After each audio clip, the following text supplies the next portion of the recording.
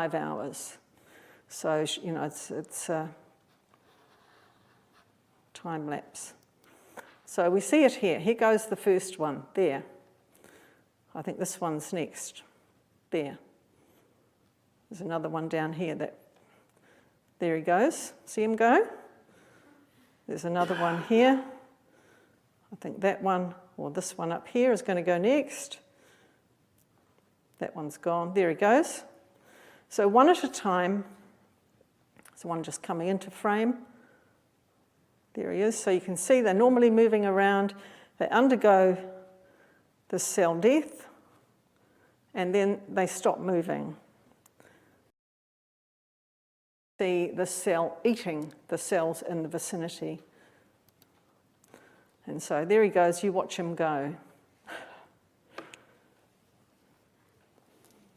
So you can see inside the cell, you can actually see the shape of the cells it's taking up. So they're mostly kind of ghostly, the dying cells, but he's hunting and, you know, looking for, you know, you'll see him pick up, you know, cells from this vicinity here.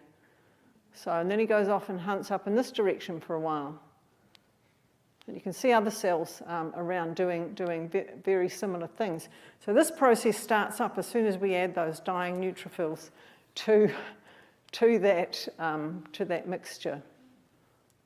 They're amazing. I think I sat there for about 4 hours looking at it.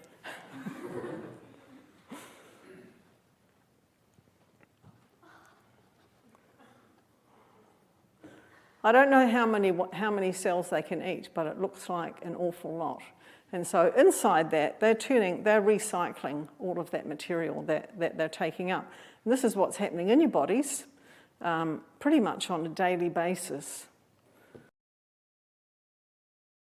And so what you see here, if you watch this one here, these cells don't do that. There's an awful lot of activity inside that cell, but there's no blebbing or bubbling, and in fact, they pop. So, and at the end of our time, so you watch this one here, it's kind of halfway through this process, they start, instead of shrinking up, they start to swell up, and then they form, you get these kind of balloon cells.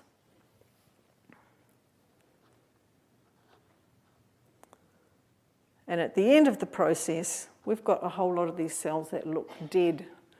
But, so what happens to them if you put them with the macrophages? What would happen to them?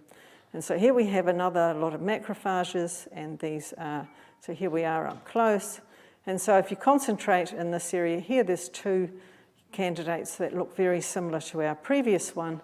And you'll see that we've added, so I've added those dying vitamin C deficient neutrophils to these, and you can see that these cells, they're definitely alive, they're sitting there, but there's no activity with respect to recognising those dead and dying vitamin C deficient neutrophils.